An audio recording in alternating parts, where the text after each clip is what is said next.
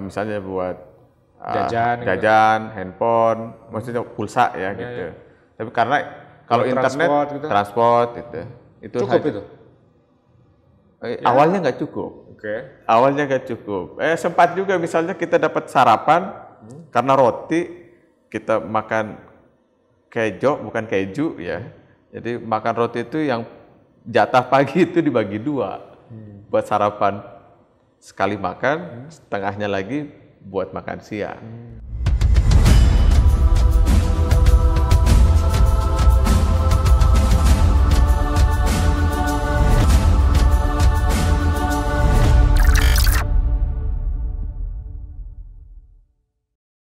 Assalamualaikum warahmatullahi wabarakatuh.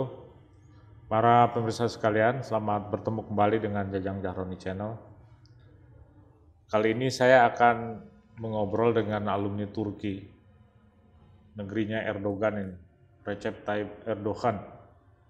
Namanya Deden Mauli Darajat, dosen UIN Jakarta, 4 tahun di Turki. Nah, ini kita akan mengupas seputar kisahnya kuliah di Turki ya. Jadi Turki itu perlu diketahui salah satu tujuan studi sekarang ini. Beasiswanya begitu banyak dan banyak sekali mahasiswa Indonesia yang belajar di Turki. Assalamualaikum Pak Deden. Waalaikumsalam warahmatullahi wabarakatuh Pak Jajang. Namanya Deden Mauli Darajat. Aslinya dari Banten ya. Asal Rangkas Bitung, Rangkas Banten. Bitung, Banten. Pernah di Mahat di Darussalam, Ponorogo ya, Gontor. Kemudian kuliah di S1 di mana sih? Di KPI, Komunikasi Penyiaran Islam di UIN Jakarta. Di UIN Jakarta ya, di dakwah ya. Di dakwah. Lulus tahun berapa? 2004, 2008. 2008 lulus. Lulus 2008. Oke, terus kuliah ke Turki tahun berapa? Kuliah Turki 2009. 2009? 2008, 2009 itu kerja di Republika, wartawan. Oh gitu. Oke, Jadi terus? wartawan dulu, kita mencari berita, di sela-sela mencari berita ada rilis dari kedutaan Turki, beasiswa. Nah, saya tulis, dimuat di Republika. Terus rilis itu saya bawa tuh ke kontrakan di Lenteng Agung. Pelajari, wah menarik juga nih. Kita pikir ada nggak ya jurusan jurnalistik atau komunikasi di Turki. Besoknya kita datengin ke kedutaan Turki di Kuningan. Terus kita ngadep ke atas pendidikannya. Oh ada, dikasih 3 universitas, Ankara University, Istanbul, sama Gazi University. Oke. Apply lah di situ. Apply. Dan dapat? Alhamdulillah dapat. Itu ya. Kayaknya gampang banget ya. Kayaknya. Kayaknya. Tapi perjuangannya luar biasa juga sesungguhnya, betul. Karena di sela-sela itu kita harus dapat rekomendasi. Saya dapat dari Profesor Komarudin Hidayat, waktu itu rektor, terus sama Profesor Andi Faisal Bakti. Memang profesor guru besar di UIN Jakarta yang lama juga di Barat. Jadi saya pikir rekomendasinya lumayan oke gitu. Persyaratan yang lainnya memang tidak ada TOEFL. Cuma persyaratan itu kamu harus kuliah pakai bahasa Turki. Kuliahnya bahasa Turki? Kuliahnya bahasa Turki. Berapa persen? Hampir 100%, 90%. 90%? 10% bahasa apa? 10% mungkin ketika bimbingan atau kita kayak di kelas ada buku-buku, karena semua buku referensi bahasa Inggris.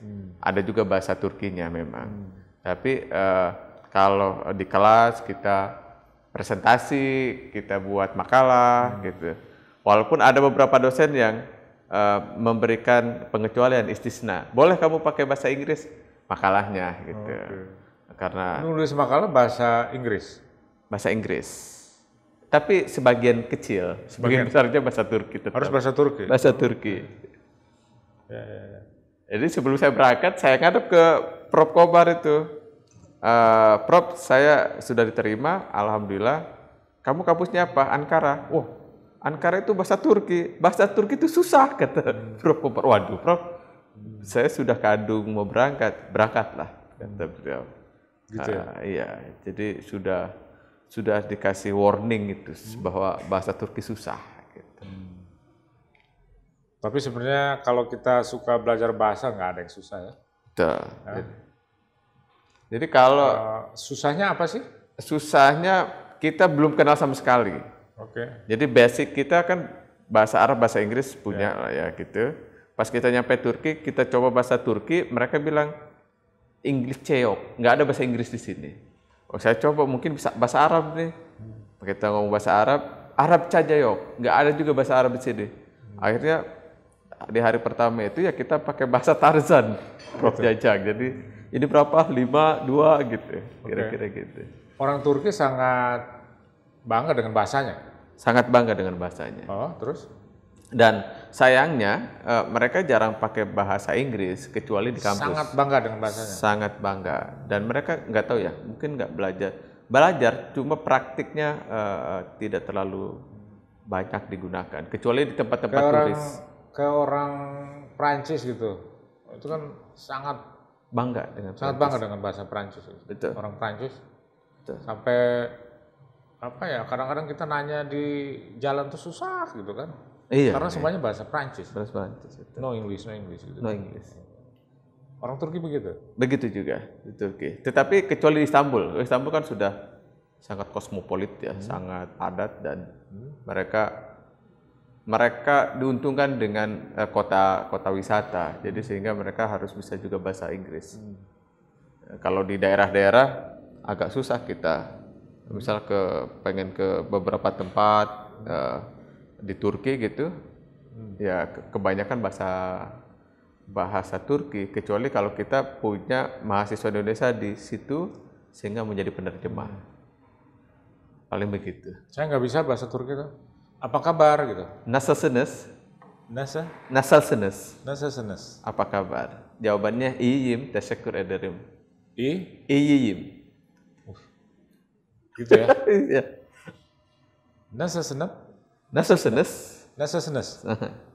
Terus jawabannya? İyiyim. Saya baik. İyiyim. Tambahin lagi teşekkür ederim. Terima kasih. Tasyakur? Ederim. Tasyakur ya Arab ya? Arab. Jadi banyak bahasa Arab ya? Serapan bahasa Arab itu hampir 30%. 30%? Bahasa Persia hampir 30%. Sisanya bahasa Turki. Jadi dia kan persinggahan antara Arab dan Persia dan Turki sendiri. Oke. Jadi ada juga beberapa bahasa Eropa yang mungkin persinggahan juga. Karena dia pernah menjelajah kemana-mana. Walaupun begitu, itu hanya serapannya saja. Gramatikalnya berbeda lagi gitu, Prof. Misalnya saya berangkat ke kampus. Dalam gramatikal orang Turki, ke kampus pergi saya. Okula gidiyorum. Gidiyorum. Kalau bahasa Arab kan ana adhabu ilal madrasah. I go to school. Tetapi kalau bahasa Turki dibalik SPOK-nya menjadi KOPS. Nah itu logika itu yang harus kita pahami. Itu ya? Betul. Dalam menulis. Oke.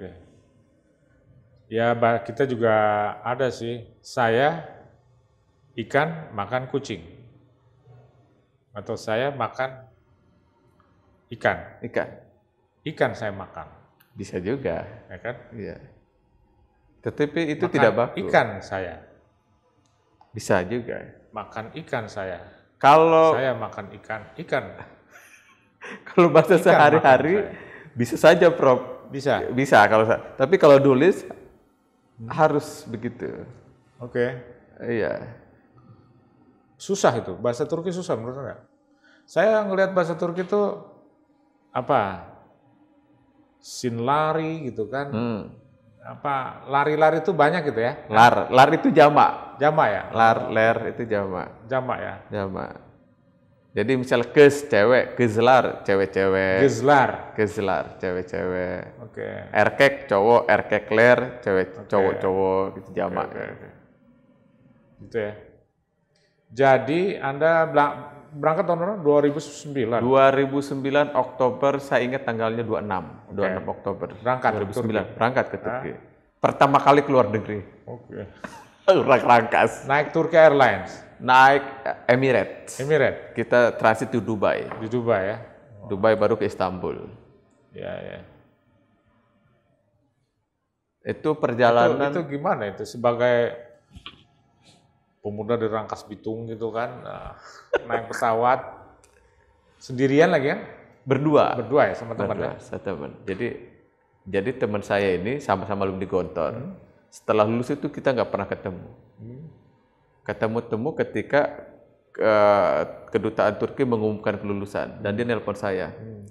Bro, ente Deden kan? Iya, ente Chris kan, namanya Bowo.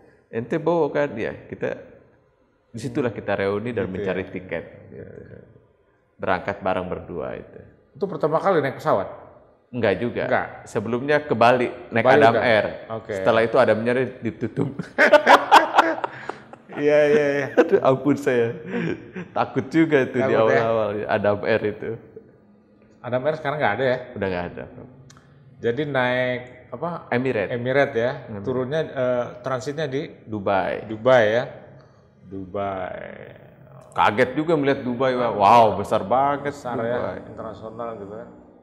Dan kita ketemu sama orang Indonesia tuh. Dia sebagai di Starbucks, pegawai di Starbucks.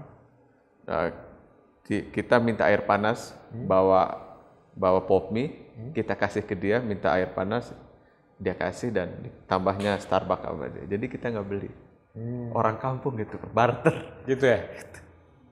Orang Indonesia apa orang Indonesia? Orang Indonesia. Orang Indonesia.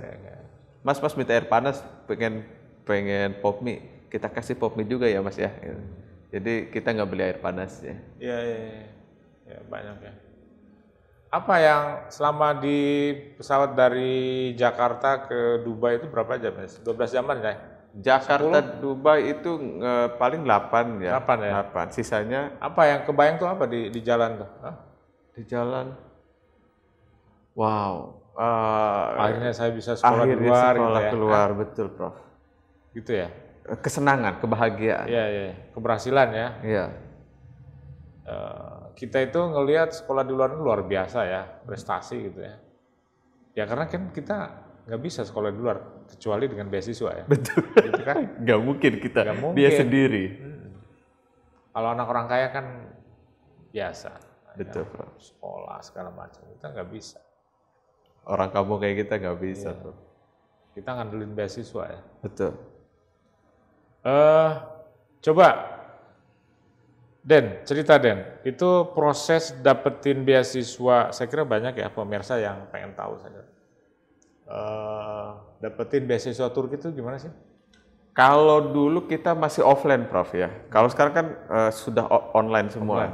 Sudah bisa Turki buslare.org kalau tidak salah itu. Kalau dulu kita datang ke kedutaan, ada beberapa persyaratan, kita apply semua. Termasuk bagi saya yang paling sulit itu rekomendasi, karena kalau menerjemahkan dokumen itu kan semuanya pribadi, mudah gitu ya. Tapi kalau rekomendasi kita harus meyakinkan orang yang akan memberikan rekomendasi kepada kita. Nah itu dan itu kan nggak mudah juga. Kadang hal kita apply dulu sekolahnya di sana gitu. Dia dalam formulir itu sudah ada isiannya mau kampus mana saja. Karena sehingga nanti pas kita sounding itu ada rapat di Kementerian Pendidikan Turki, mereka yang langsung ketika lulus itu langsung kamu di kampus ini, walaupun sebelum kamu kampus itu kamu belajar bahasa Turki dulu 1 tahun, gitu ya, gitu Prof. 1 tahun, terus 1 tahun bahasa. Itu. Jadi 1 tahun dulu kita belajar bahasa dari bulan Oktober sampai bulan Mei ya, kalau saya kurang salah. Mei, jadi Juni Juli kita persiapan, September sudah kuliah S2. Jadi hampir setahun. Jadi kita bikin aplikasi, kemudian terima, kemudian kita belajar bahasa Turki. Berangkat, belajar bahasa Turki di sana. Ya, bahasa Turki. Kemudian setelah itu kuliah. Jadi lumayan persiapan lama juga sebenarnya untuk kuliah itu, Prof. Iya. Tapi maksud saya, beasiswa Turki itu banyak ya, banyak orang Indonesia yang saya lihat belajar ke Turki gitu. Ya. Bahkan S1 juga di Turki itu. Betul. Hah? Dulu pas kita awal-awal itu pas kita berangkat 2009 itu mahasiswa Indonesia itu masih sekitar 200-an. 200 orang? 200 orang. Oke. Masih kecil sekali. Oke. Hari ini kemarin kita ngadain webinar internasional itu, konfirmasi dari KBRI, sudah ada 5.000 WNI. 3.000 diantaranya mahasiswa. Artinya Seluruh total itu? Total. 10 tahun itu peningkatannya Berapa persen ya? berapa ratusan persen. Berapa ratus persen ya? Betul. Dari 200 menjadi Dan itu 3.000. semuanya beasiswa? Enggak. Oke. Maksudnya sebagian besar mungkin beasiswa ya? Hah? Kayaknya sih kalau melihat sebagian kecil beasiswa. Sebagian kecil? Kecil beasiswa atau mungkin setengahnya beasiswa. Karena sisanya biaya sendiri. Oke. Jadi mereka yang mampu, ya kayak tadi tuh, kalau orang mampu ya berangkat saja. Karena kuliah di Turki kan relatif lebih murah ketimbang Lebih murah ya? Indonesia. Iya. Biaya Ketimbang kuliahnya. Indonesia? Biaya kuliahnya. Kalau biaya hidup mungkin lebih tinggi Turki, tapi juga bisa sama tergantung mahasiswanya. Dia pintar-pintar mengelolanya atau tidak. Gitu ya? Tuh. Nah sekarang Turki itu sebenarnya orang mahasiswa internasional ke Turki kuliah, itu sebenarnya mau belajar apa? Turki itu keunggulannya apa sih? Turki keunggulannya dia lebih ke ilmu alam dan ilmu sosial. Kalau agama ada sih, tapi bukan unggulan. Kalau agama bagi saya, Prof, mending ke Mesir atau ke Arab Saudi. Gitu ya? Untuk ilmu-ilmu yang menjurus, misalnya belajar apanya gitu keislaman, itu kalau umum ya bisa ke Turki. Tapi kalau Turki kayaknya tekniknya tuh bagus itu ya? bagus, dia kerja Sainsnya bagus. Dia kerjasamanya dengan Eropa dan Amerika. Dan biasa itu pertukaran dosen, pertukaran pelajar Amerika itu. Pembimbingnya bisa. Sainsnya bagus, Sainsnya kemudian ekonominya juga bagus, bisnisnya bagus ya? Bagus. Dan ada yang menarik di Turki ya tourism juga bagus. Tourism juga luar biasa ya? Luar biasa, karena dia bukan hanya sekedar studi di kelas, dia juga mengaplikasikan di setiap tourism itu, tempat-tempat wisata itu didesain lebih menarik. Gitu ya? Betul, Prof. Dan mahasiswa dari Asia Tenggara lah, yang paling banyak siapa? Mahasiswa Asia Tenggara kita, Malaysia, Thailand nggak terlalu banyak sih, tapi yang mayoritas kita sama Malaysia. Malaysia ya? Malaysia lumayan banyak juga. Dan Turki itu kampus-kampusnya bagus ya? Bagus. Saya pernah ngobrol sama orang Turki, bagus sekali. Dia diundang orang luar, ya kan? Untuk belajar. Jadi Turki itu 20 tahun terakhir ya, saya kira ya, betul-betul membuka diri ya. Membuka diri. Setelah AKP berdiri dan menang, yang didirikan sama Erdogan sama Abdullah Gül, ekonomi mereka yang diperbaiki dulu. Jadi perbaikan ekonomi, dulu kan mata uang lira Turki itu 1 juta, terus dihapus nolnya. Jadi 1 saja, jadi 6 nol itu dihapus. Jadi kalau pas kita beli itu berapa? 1 million. Kok 1 juta? Padahal 1 lira. Jadi itu keberhasilan Erdogan di antaranya, sehingga kenapa dia sampai sekarang masih menang? Orang berpikir ekonominya bangkit. Sebelum Erdogan berapa? Pendapatan per kapita Turki itu berapa? Sebelum Erdogan? Sebelum Erdogan, saya bukan ahli ekonomi, nggak tahu persisnya, tetapi dia seperti macan ompong di Eropa, jadi nggak punya kekuatan apa-apa. Terus Erdogan naik, ekonomi diperbaiki, sosial diperbaiki, sehingga trust terhadap Erdogan itu bagus. Jadi gitu ya? Apapun labelnya, misalnya dia mau label Islam, mau label apa, orang nggak melihat itu, karena melihat kesejahteraan rakyatnya bangkit. Karena Erdogan mampu membawa Turki ya, makmur ya. Makmur. Kita nggak tahu persis ya, bisa dicek lah ya. Saya kira jauh lebih tinggi ya. Jauh Mungkin lebih tinggi. dibanding negara Eropa lainnya masih di bawah, tapi melesat gitu ya. Betul. Karena itu meskipun Erdogan otoriter ya, ya orang tetap suka Erdogan ya gitu kan. Dan daerah Timur Tengah itu nggak bisa kalau nggak otoriter.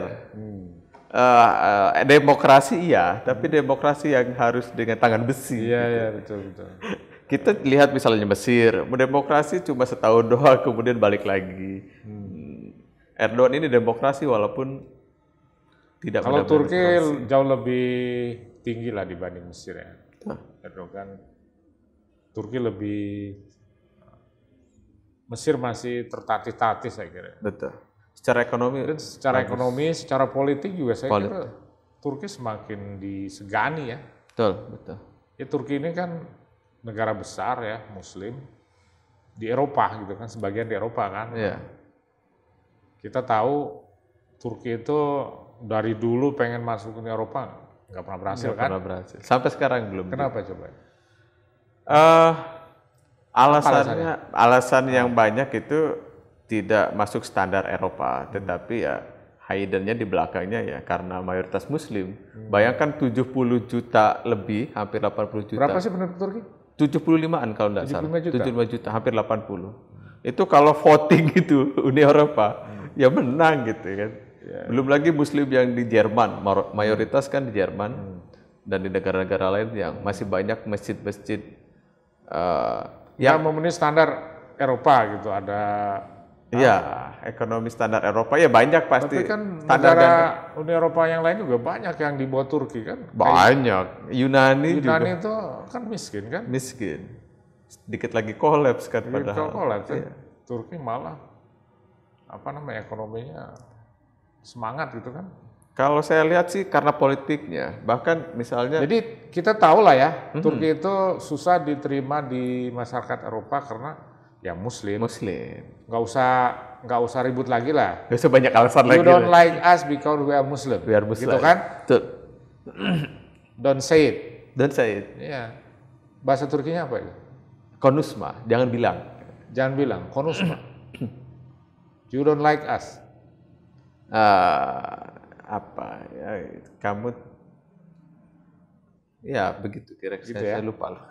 Iya, tapi Turki juga tahu ya dia karena mungkin sulit diterima Eropa, tapi ya tetap aja dia ngebid pengen masuk Eropa kan, karena itu penting. Ya.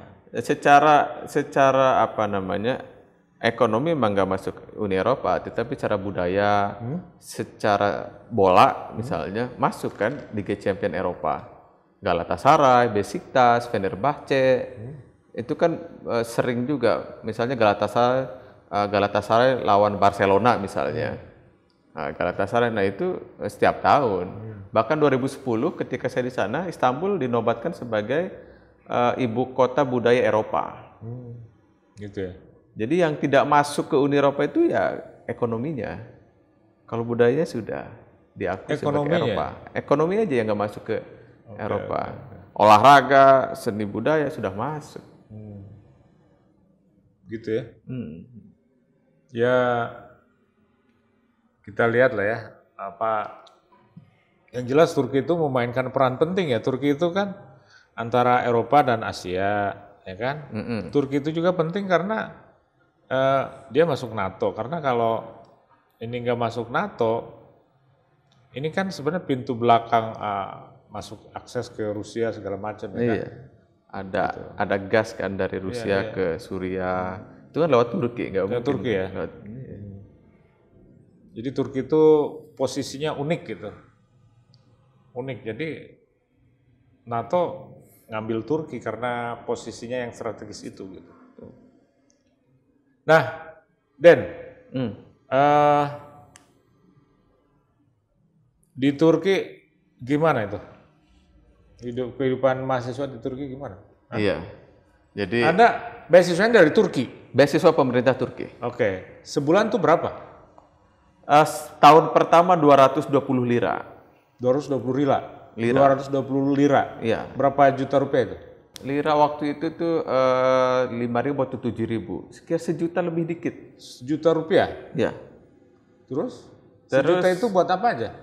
Sejuta itu uang saku, karena Uang kita saku. sudah dapat asrama, makan di asrama, sekolah ya gratis, sudah dibiayain. Jadi itu uang saku saja buat sehari-hari kita. Misalnya buat jajan, handphone, maksudnya pulsa ya gitu. Tapi karena kalau internet, transport gitu. Itu cukup itu? Awalnya nggak cukup. Awalnya nggak cukup. Sempat juga misalnya kita dapat sarapan karena roti, kita makan bukan keju ya. Jadi makan roti itu yang jatah pagi itu dibagi 2 buat sarapan. Sekali makan, setengahnya lagi buat makan siang. Karena besar? Karena ya pertama besar, yang kedua ngirit sebagai mahasiswa pas-pasan di awal-awal. Tapi tahun kedua naik jadi 350, tahun ketiga naik jadi 550, terakhir 750. Sekarang katanya lebih dari 1.000 lira. 1.000 lira ya. Lira. Jadi ada perbaikan terus. Maka sebelum berangkat saya yang ada Prof Komar tadi itu nanya berapa? Cuma 1.000, cuma 220. Oh itu kan 1 juta doang kata Prof. Kecil sekali. Ya nggak apa-apa Prof, saya belajar gitu. Mahasiswa ya biasa lah segitu ya. Biar pas-pasan. Jadi makannya roti, corba itu semacam sop. Terus ya ada telur, ada ya makan khas Turki lah. Ya kebab itu. Ya saurma. Tapi kan itu makanan mewah ya. Mewah. Kalau di kita ya saurma kadang-kadang. Cuma kalau di kita kan uniknya itu kalau makan siang itu di kampus, Prof. Makan apa siang? Siang. Jadi kampus itu punya restoran dan free. Subsidi. Oh, disubsidi. Misalnya harga normalnya kalau di restoran itu 10 lira. Di kampus itu cuma 1 lira atau 1,5 lira maksimal. Awal dulu 1 lira aja. Jadi murah sekali. Sementara porsinya lengkap. Ada roti, ada nasi walaupun sedikit ya. Ada ayam biasanya 2. Terus ada manisan, buah atau apa gitu. Dan ada cemilan. Jadi 4 macam. Ada 4 macam makanan. Jadi cukup kenyang itu. Kenyang banget. Ya. Kenyang banget. Sisanya kadang kita masukin dulu ke tas buat makan sore atau malam. Dibungkus. Boleh ya? Boleh nggak dibungkus? Roti kan dibungkus. Yang makan yang bisa dibungkus dibawa. Yang bisa nggak bisa ya dihabisin di tempat. Gitu ya. Jadi mahasiswa cukup lah ya. Cukup. Makan. Uang sakunya kecil tapi makannya juga murah gitu. Murah, disubsidi. Terus kalau asrama gimana? Asrama itu kita dicampur dengan orang Turki dan orang asing. Jadi ada asrama yang kamarnya kecil, itu ada yang 2 orang, ada yang 4 orang, ada yang 8 orang. Nah kebetulan saya yang 8 orang itu. 8 orang. Satu kamar 8 orang? 8 orang. Kamarnya besar loh. Ada 10 Mahasiswa internasional? Mahasiswa internasional dan mahasiswa Turki juga ada. Campur, ada dari Palestina misalnya, ada yang dari Belarusia. Ada yang dari Indonesia 2 orang, saya sama Baikuni. Baikuni orang Aceh, sekarang lagi S3 di Amerika. Jadi satu kamar itu 8 orang, kita berbaur dan di situ kita belajar bahasa Turki juga. Udah menikah bisa? Kalau udah menikah dia bisa sewa apartemen. Walaupun ya uangnya harus nyari lagi. Nggak cukup. Jarang yang orang bawa keluarga.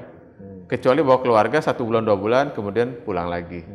Dia belajar sendiri lagi di asrama. Karena sewa rumah kan lumayan mahal juga apartemen. Karena belum lagi heaternya, gasnya kan harus bayar juga. Kalau Ankara dingin ya? Ada musim dingin ya? 4 musim kita, Prof. Dan Ankara termasuk dingin di Turki itu, karena dia kan di tengah-tengah, kita pernah minus 27. Kalau minus 1 doang kan masih enak. 27 itu kalau nggak penting-penting amat, kita nggak usah keluar gitu. Nah itu, Turki itu ramai jadi destinasi studi ya? Setelah AKP ya? Setelah AKP. Setelah Erdogan, Turki melesat maju ya kan? Betul. Setelah citra Turki baik di mata dunia dan uh, apalagi negara-negara Muslim, dan mereka sangat banyak memberikan beasiswa ke Timur Tengah, Prof. Palestina itu banyak sekali dan Banyak ya? prodinya itu keren-keren, kedokteran gitu, teknik-teknik teknologi gitu. Itu diberikan khusus untuk orang-orang Palestina, orang-orang Timur Tengah. Generous ya. Generous. Anda tahu nggak, Den? Tahun 2000 berapa itu? Syria itu konflik Suriah. Iya, iya. 2015 ya? Betul. Itu ada 6 juta pengungsi Suriah keluar. Kan? 6 juta. Betul. Ya dia ke utara ya. Iya. Ke utara pastinya kan. Betul. Utara ya Turki kan. Betul. Utara. 6 juta. Ditampung sama Jerman berapa? 900.000 orang. Banyak juga ya. Sama Turki berapa? Berapa? 4.500.000. Hampir 5 juta.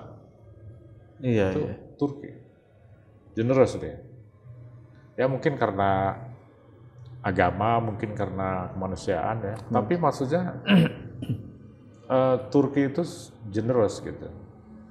Tanpa ya dia punya sama Uni Eropa, ya saya nampung ini pengungsi ini bukan tanggung jawab saya aja, kamu Uni Eropa ngasih saya dong apa gitu, kasih uang segala macam. Tapi kan Uni Eropa mungkin ngasih uang nggak selalu kan. Betul.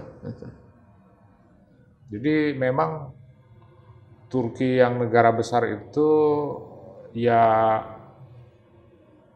generous dalam hal dalam hal pengungsi ya, pengungsi.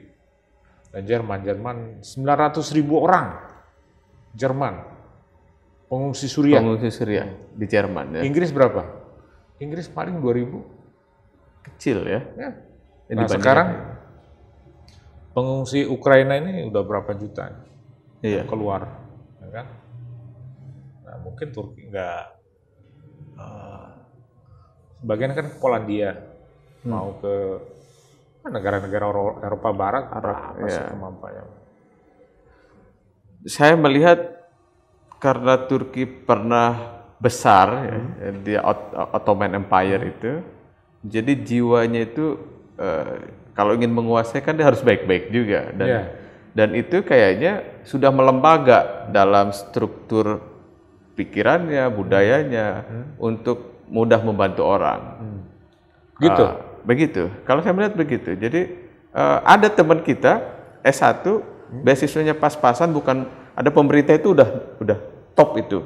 Ada yang beasiswa organisasi, beasiswa personal, itu kan kalau ada. Kalau nggak ada dia. Nah, suatu sore dia nggak punya uang, datang ke Masjid Biru Sultan Ahmed Jami. Ada bapak-bapak tua. Dialoglah mereka setelah sholat asar. Nak, kamu dari mana? Saya dari Indonesia. Oh, kita saudara. Dikasihlah uang senilai $100. Padahal dia nggak kenal siapa-siapa gitu ya. Artinya jiwa untuk bersedekah itu lumayan tinggi juga secara personal dan secara organisasi juga. Artinya ketika Indonesia tsunami misalnya, ketika ada bencana-bencana dimanapun, Turki hadir. Misalnya kalau di kita ya ada dompet duafa gitu, dan di Turki udah besar dari sejak dulu gitu. Jadi itu bahwa Turki dulu dinasti yang besar sekali gitu, itu mereka sadar itu, Pak. Sadar ya. Dan mereka ingin membangkitkan itu lagi gitu, Prof. Entah itu keislamannya atau apa, yang penting dia pengen menguasai kembali. Gitu ya. Sehingga Ottoman. Sehingga banyak beasiswa, banyak kebaikan-kebaikan, bahkan ketika Palestina ketika Erdogan datang ke Mesir atau ke Timur Tengah sangat diterima sekali gitu. Mereka pokoknya negara Muslim, pimpinan negara Muslim sekarang yang sangat dihormati saya kira Erdogan. Betul. Terlepas bahwa dia otoriter segala macam, Erdogan. Betul. Gitu loh. Betul. Nah sekarang kalau kelompok sekuler gimana? Masih ada. Ada. Turki kan sampai sekarang juga sekuler, Prof. Sekuler ya maksudnya. Iya. Tapi kan Erdogan nggak sekuler kan. Erdogan kelompoknya kan AKP kan. AKP kan partai Islam kan. Bukan. Bukan. Bukan. AKP itu apa? Adalah Adalah Vekalkenma Partisi, Partai Keadilan dan Pembangunan. Jadi bukan partai Islam, bukan partai Islam, tapi nilai-nilai keislaman. keislaman ada ya. Iya. Oke. Jadi kita konfirmasi nih, Prof. Ke ketua- Katanya mirip-mirip PKS ya? Mirip. mirip atau PKS ingin memiripkan maksudnya gitu. Gitu ya? Tapi kalau secara administratif tidak sama sekali, Prof. Enggak. Bedanya apa? Bedanya partai PKS kan partai Islam. Oh, partai Islam ya. AKP bukan partai Islam. Bukan partai Islam. Nasionalis sekuleris. Dan itu terkonfirmasi dengan ketua partai AKP ketika riset disertasinya Mas Alvan Alfian. Saya menjadi penerjemah, kita datangin petinggi-petinggi. Bukan partai Islam. Dan beliau mengatakan, Kelihatan nggak bahwa ya ini bukan partai Islam, oke. ya. Tapi bahwa mereka orang Islam kan Nah, kelihatan. kita konfirmasi ke partai, partai mengatakan bukan partai Islam, tapi kita konfirmasi ke organisasi Islam, mengatakan bahwa partai kita cuma satu, AKP. Artinya secara kultural, secara organisasi Islam, ormas Islam itu mendakap AKP. Walaupun secara di atas kertas administratif untuk mengelabui orang-orang sekuler, dia mengatakan bahwa partai kita adalah partai sekuler. Sehingga dia dapat juga suara dari orang-orang sekuler. Karena ekonominya maju. Nah, untuk orang-orang muslim, kita bukan partai muslim, tapi dia mendirikan banyak masjid. Mendirikan banyak kampus. Dan yang paling ketara itu bagaimana perubahan hukum kerudung. Zaman saya kuliah itu, awal-awal, kerudung dilarang masuk kampus. Kita harus... Kerudung ini maksudnya jilbab. Jilbab. Nggak boleh masuk kampus. Nggak boleh masuk kampus. Oke. Terus? Jadi orang yang pakai jilbab masuk kampus, dia harus melepaskan jilbabnya. Ada 3 tipikal nih, Prof, waktu itu. Pertama, dia benar-benar buka, masuk. Ada yang dibuka pakai wig. Dan ada yang ketiga, pakai topi. Nah, jadi mahasiswa kita, Indonesia kebanyakan, dia pakai wig. Pakai kerudung, tapi pakai wig, rambut palsu. Dia masuk. Nah, itu tahun 2000? 2009, 2010. Nah, 2011 ada perubahan. Terakhir itu 2012 atau 2013. Nah, saya di ujung-ujung akhir kuliah itu di kelas, ada orang Turki sekelas dengan saya pakai kerudung ke kampus. Saya bilang, kamu berani sekali pakai kerudung, kan melarang. Kamu nggak baca berita semalam. Itu di DPR itu sudah diketok palu. Kita sudah boleh masuk ke kampus pakai kerudung. Saya searching di internet, betul, Prof. Jadi sekarang boleh. Jadi tahap ke kampus pakai kerudung, ke sekolah pakai kerudung, ke gedung-gedung pemerintahan pakai kerudung. Nggak masalah. Jadi awalnya polemik itu 2009, pas saya datang ke Turki, itu polemiknya istrinya Erdogan masuk parlemen pakai kerudung. Itu ramai itu. Oh, perdebatan. Ini tidak menghormati konstitusi, sekularisme gitu. Oh, perdebatan. Ya, Erdogan biasa saja, tidak terlalu menanggapi. Ya. Itu gitu ya? sekuler itu. Dasar. Jadi bahkan misalnya. Tapi kalau dilihat di masyarakat ya, kerudung orang Turki itu umumnya pakai kerudung nggak sih? Jadi kalau mencitrakan Islam di Turki itu clear, Prof. Yang benar-benar taat itu pakai kerudung gitu. Terus?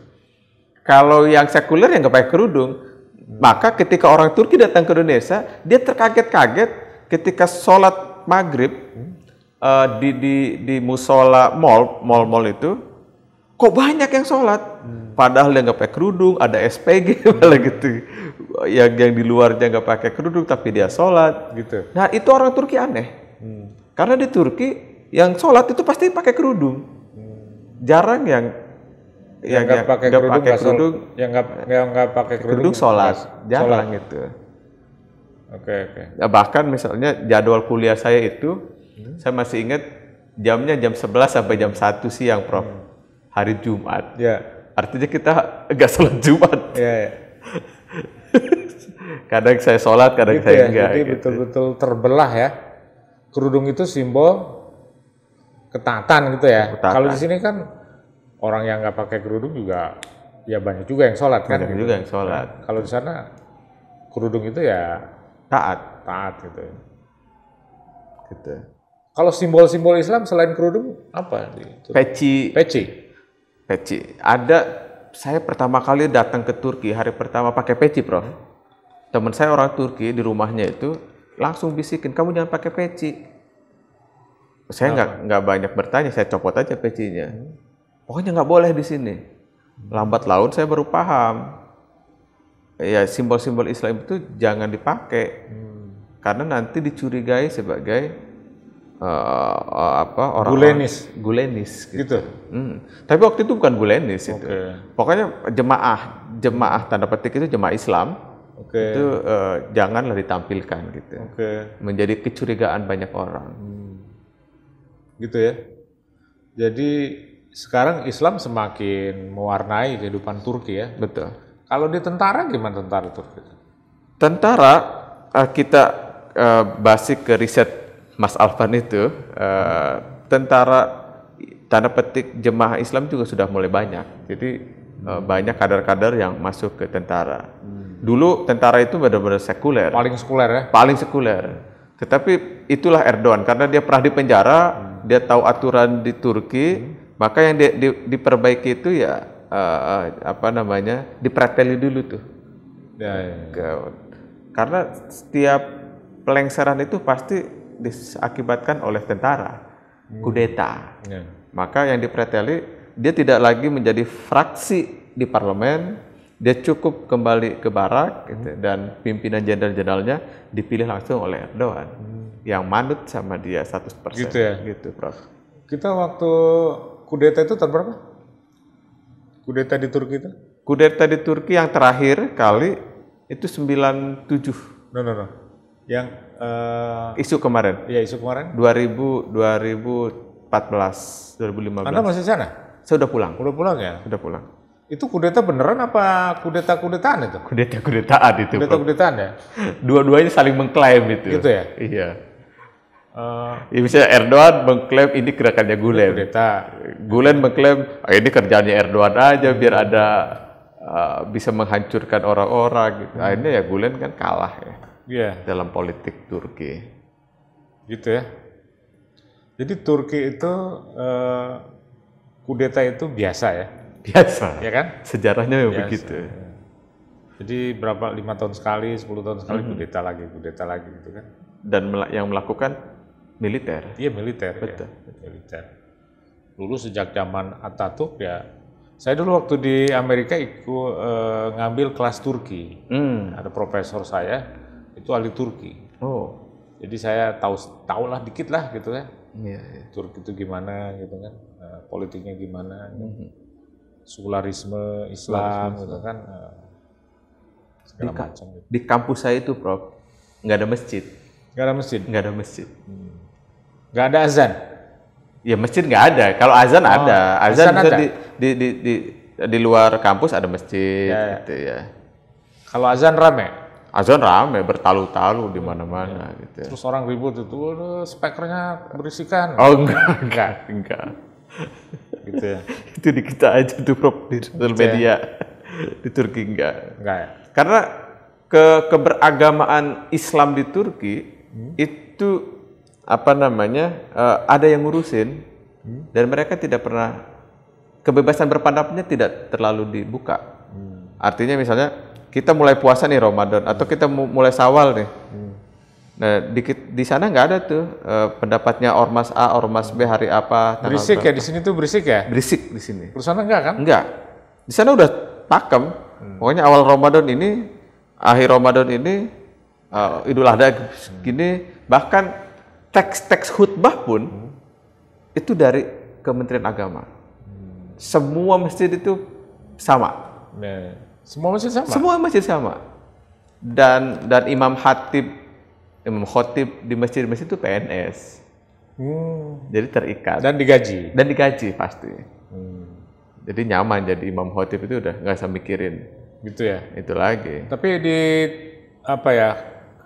kalau di sini itu kan masjid itu orang ngebangun terus masjid ya. bangun terus musola masjid gitu kan. Di Turki tuh kayaknya enggak deh. Di Turki itu pemerintah yang bangun, Prof. Ya tapi maksudnya nggak serame di sini gitu. Iya. Ini masyarakat bangun juga masjid kan di sana? Kebanyakan pemerintah yang bangun. Jadi memang karena masjidnya bagus-bagus gitu, nggak mungkin urunan masyarakat setempat gitu. Jadi pemerintah, karena kita walaupun sekuler tapi kita Muslim, ya kita bangunin peribadatan. Jadi jarang masjid yang jelek gitu, jarang. Oke. Ya. Nah sekarang yang lain yang ini kan sebentar lagi nih puasa nih. Orang Turki puasa nggak? Ini jujur ya, ya antropologis lah pendekat lihat bagaimana. Sebagian puasa, tapi sebagian besarnya enggak. Sebagian besar enggak? Enggak, karena pas saya di sana, mungkin pas musim dingin puasa ya. Karena pas saya di sana musim panas, Prof. Kita sahur jam 2, azan jam 3, buka jam 9 malam. Nah mereka ya capek katanya puasa itu. Jadi ya walaupun dia taat misalnya, dia sholat tapi kadang nggak puasa juga gitu. Kalau ditanya, kamu kok Muslim kok nggak puasa sih? Jawabnya apa? Capek puasa gitu. Saya haus gak kuat gitu. Itu bahasa mereka, bahasa pertemanan. Saya tapi nggak tahu untuk survei berapa persen. Tapi begini Prof, dia menyediakan setiap masjid yang besar itu menyediakan takjil. Bukan hanya takjil, makan. Makan buka puasa yang porsinya sama dengan di kampus. Ada 4 porsi macam makanan. Misalnya buka waktu Ankara itu jam 8.30. Boleh antri jam 7.30. Para pekerja-pekerja itu, pekerja kasar yang berat itu, mereka sudah antri jam 7.30. Sama dengan kita mahasiswa pemburu takjil. Tapi yang saya aneh, ketika sudah dapat, mereka masuk ke ruang makanan, terus tiba-tiba petugas masjid itu, atau petugas itu, sudah merapikan tempat makanan. Udah habis semuanya Prof makanan itu. Maksudnya? Artinya mereka udah buka sebelum azan berkumandang. Gitu ya. Biasa aja. Biasa aja gitu ya. Aja. Ya bagi mereka juga ini makanan gratis, kapan lagi? Ini berkah Ramadan. Itu yang pekerja kasar itu buru-buru itu makan duluan gitu. Makan duluan, habis itu pulang gitu. Tapi banyak juga yang dia bawa keluarga, dapat makanan, tapi juga dia bawa makanan lebih gitu. Kayak ngariung gitu, Prof. Itu tradisi yang bagus sih. Saya. Mungkin kalau yang puasa itu yang tua-tua aja, kalau yang lebih taat itu yang tua-tua aja. Bisa jadi, bisa jadi yang dia taat dan dia bagian dari jemaah-jemaah yang taat gitu, Prof. Kan banyak jemaah kayak kalau di kita ya NU Muhammadiyah, di sana kan juga banyak gitu. Saya waktu di Belanda ketemu juga banyak orang Turki ya di Belanda ya. Dan orang Turki itu jauh lebih bekerja keras dibanding orang Mesir, orang Maroko. Jauh lebih. Saya sepakat kalau itu, Prof. Keras juga. Dia memang pekerja keras, rajin. Karena memang dari sananya kan mentalnya tuh lebih. Mentalnya jadi ketika perang dunia Islam juga dia kan paling terdepan. Jadi mereka nggak pernah berpikir bahwa Turki itu akan menjadi pimpinan Islam. Jadi kayaknya orang Turki itu beragamanya rileks aja ya? Rileks aja. Iya. Saya pengen yang begitu tuh, yang rileks aja lah. Yang santai gitu. Iya. Ya kan? Sholat nggak perlu lari-lari. Wah. Ya kan? Buka misalnya udah mau nabrak subuh ya, buka aja. Jangan sampai pas buka lupa minum lagi kan? Ya di Turki sebenarnya ya mereka tahu bahwa mereka Muslim. Ya. Sebenarnya. Nah kalau mazhab Hanafinya itu kelihatan di mana itu? Mazhab Hanafi di sholatnya, Prof. Apa itu? Sholat itu mereka 4 rakaat. Maksudnya gini, sholat rawatibnya itu 4. Sholat rawatib? Sholat sunnah. Sholat sunnahnya? Misalnya 4 rakaat qobliyah dan 4 rakaat ba'diyah zuhur gitu. Tapi ada tasahudnya gitu? Ada tasahud awalnya? Ada. Tapi tasahud awal nggak ada mereka. Nggak ada. Tarawih itu nggak ada. Kalau tarawih kan biasanya 4, ada kadang 2, kadang 4. Nah 4 itu nggak ada tahiyatnya. Tasahud langsung 4 rakaat itu? Langsung 4 rakaat. Oh nggak ada tasahud awal gitu? Sebentar, nggak ada. Nggak ada ya? Nggak ada. Jadi yang membedakan mazhab Hanafi dan mazhab Syafi'i. Kan di Turki ini kan mazhab Hanafi, gitu ya. Apa? Sebenarnya kayak Wudu, itu apa kan namanya? lamas tumun nisa itu berpegangan tuh nggak Apa masalah. bersentuhan dengan perempuan? Nggak batal? Nggak batal bagi mereka. Terus pakaian sholat kita pakai mukena, mereka enggak. Gitu. Enggak. Jadi ya pakaian yang tertutup Biasa aja. Biasa aja. Jadi kalau terus bedanya lagi ya itu salawat sunnah itu. Oke. Kalau sholat, bilangan sholatnya masih sama? Sama. Ya? Yang beda suara keras aminnya, Prof. Jadi kalau sana gimana? sholat subuh waladolin, orang kita baru sholat amin, hampir ketawa kita, Prof. Terus? Orang Turki juga hampir ketawa, habis sholat baru kalian kenapa pakai amin gitu. Sana nggak ada amin? Nggak ada amin. Jadi aminnya cukup diam Dalam aja. hati, Dalam hati amin gitu. Sama tahiyatnya beda. Kalau kita kan tahiyat akhir kan agak jongkok Miring gitu ya? miring gitu. Kalau dia nggak tegak lurus. Oke. Jadi itu perbedaan dalam. Itu aja ya? Itu aja. Semuanya hampir sama. Hampir sama? Hampir sama. Bahkan budayanya juga nggak jauh beda dengan kita. Jadi kalau kita ke Turki kayak pulang kampung. Gitu? Ada beberapa teman saya itu nggak. Kalau ke Eropa kan pasti berbeda gitu. Maksudnya ke yang Inggris, Belanda misalnya. Tapi kalau ke Turki kan kita masih mendengar azan gitu. Walaupun sekuler. Jadi azan itu keras ya di sana ya? Keras. Dan azannya merdu-merdu ya? Merdu-merdu. Dipilih gitu ya. Di sana kan imam khotib dipilih, muazin juga dipilih, nggak sembarang. Nah, alumni Al-Azhar yang bagus-bagus, hafiz-hafiz ya, pasti di masjid-masjid besar. Jadi imam-imam yang keren-keren itu ya lulusannya juga keren-keren gitu, Bro. Oke. Nah, kalau saya suka ngelihat itu di Turki itu banyak anjing ya, Pak ya? Anjing, kucing banyak banget. Oke. Dan di pelataran masjid itu biasa aja ya. Anjing itu kan nggak najis kan kalau mazhab Hanafi kalau nggak salah ya? Ya ada hadisnya sih kan masuk ke rumah juga malaikat yang masuk. Tapi jarang sih kalau anjing ke masjid-masjid. Jarang. Yang ada di mana? Di jalan-jalan gitu? Jalan-jalan. Anjing itu? Anjing. Kalau kucing ada gitu ya. Tapi anjing-anjing itu sudah ada antingnya, Prof.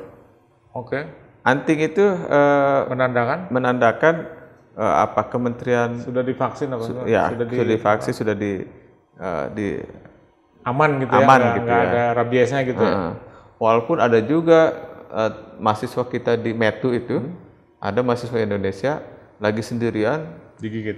Dikejar-kejar. Itu waktunya pagi, jam 7 pagi kan sepi banget. Dia jalan sendirian. Dikejar-kejar, digigit. Untungnya musim dingin, dia pakai mantel yang tebal, sehingga yang dimakan itu mantelnya bagian belakang itu. Itu juga mereka kabur karena ada temennya yang datang. Jadi anjing itu kabur ketika ada temannya datang. Anjingnya nggak galak gitu? Galak gitu, Prof, sampai gigit. Oh, anjing liar kan? Anjing liar. Nggak bukan di rumah-rumah kan? Bukan, anjing liar. Anjing liar tapi ya sudah ada anting-antingnya, sudah ditandain sama kementerian setempat. Sudah didata gitu. Ya. Katanya Sultan Utsman itu suka ya dengan anjing ya. Sehingga anjing itu liar begitu aja gitu. Iya, kayaknya hewan-hewan terpelihara di sana. Gitu ya? Kayak anjing, ya kucing-kucing di mana-mana. Kita pasti akan menemukan kucing di berbagai tempat. Belum lagi ya burung-burung juga. Kita lemparin makanan burung, datang burung semua gitu ya? Banyak gitu. Asik ya? Asik banget gitu. Tapi saya kira anjing kalau populasinya terlalu besar mungkin ditangkap ya, masukin kandang ya. Betul. Tapi dia biasanya sih di kita itu kan sama anjing musuh banget kan gitu. Iya. Ya kan? Coba ada anjing di jalan walaupun anjing kan dilestarikan banget dalam Al-Qur'an itu. Ashabul Kahfi kan? Ashabul Kahfi itu ya anjing dan anjingnya kan sambil siap kayak gini walaupun dia tidur. Iya. Saya itu dulu waktu kecil di kampung punya anjing. Di Cikan itu punya anjing. Hampir setiap rumah ya bukan setiap rumah ya, tapi satu keluarga besar itu punya anjing. Terus keluarga punya anjing. Anjing itu buat jaga. Iya. Kalau ada orang asing malam-malam biasanya ngegonggong gitu kan, ada orang lewat ngegonggong gitu kan. Itu Asik punya anjing itu. Gitu. Karena dia Sekarang binatang paling setia kan. Sekarang merah anjing susah. Rumah kecil itu kan. Ya. Rumah kecil, sedikit menggonggong, tetangga berisik juga gitu. Iya. Saya suka anjing. Daripada merah kucing saya mendingan merah anjing. Anjing itu lucu, pinter gitu. Pinter, dia memang pinter. Kita lari ke kebun, dia ikut lari terus.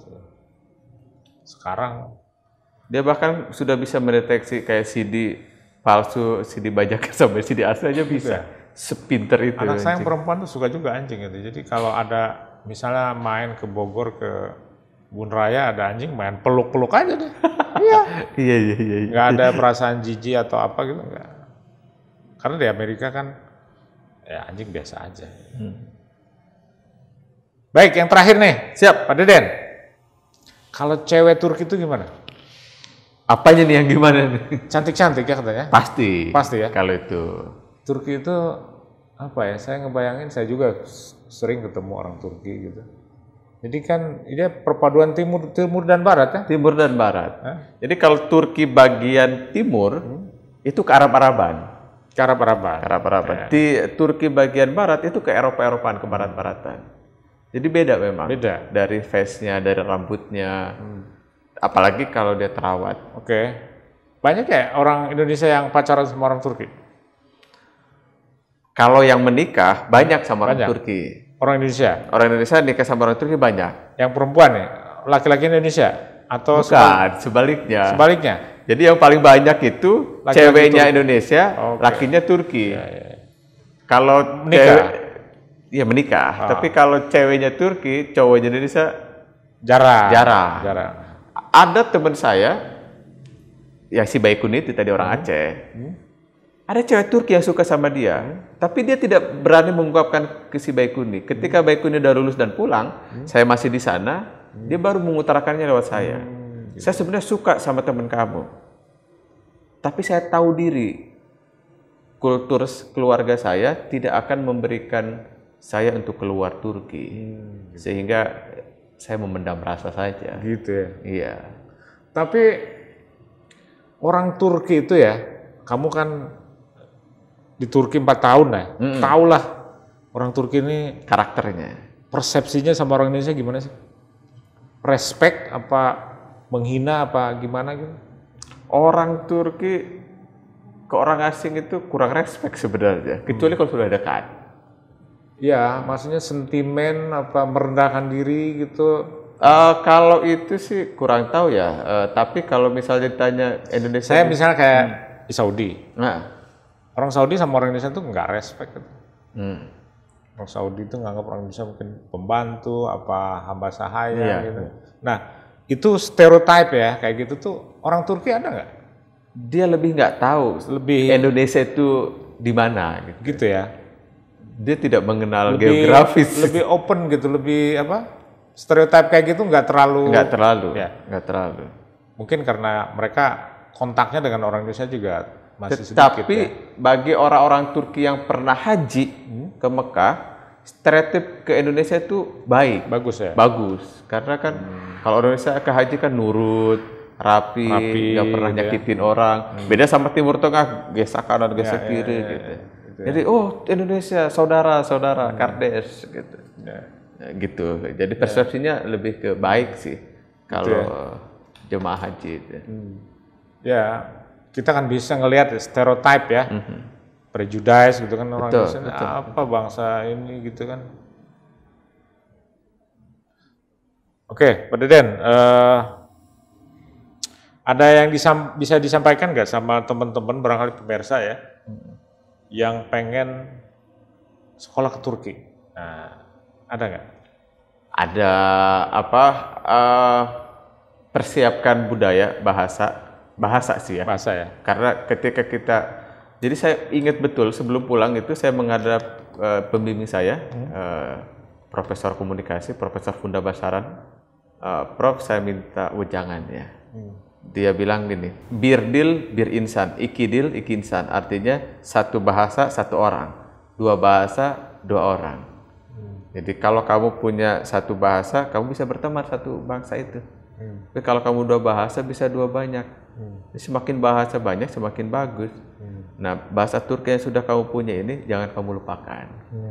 Artinya, pertama-tama untuk memasuki sebuah negara, kuasai dulu bahasanya. Sehingga mereka merasa, oh ini saudara kita. Jadi, kesusahan-kesusahan itu akan terlewati dengan kemudahan-kemudahan.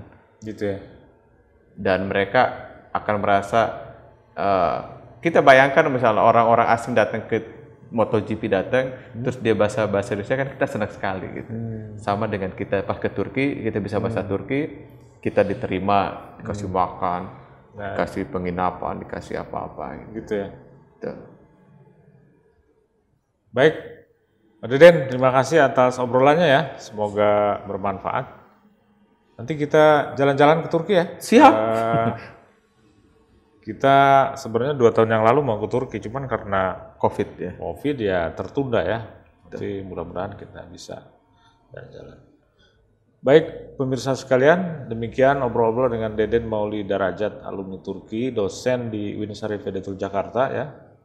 Kalau mau tanya-tanya tentang bagaimana sekolah ke Turki, beasiswa segala macam, bisa di chat aja ya di mana di YouTube-nya ya, di komen ya. Nanti bisa saya kasih nomornya. Jangan lupa untuk subscribe, like, and share, dan komen Jajang Jahroni Channel. Demikian, Assalamualaikum warahmatullahi wabarakatuh. Waalaikumsalam warahmatullahi wabarakatuh.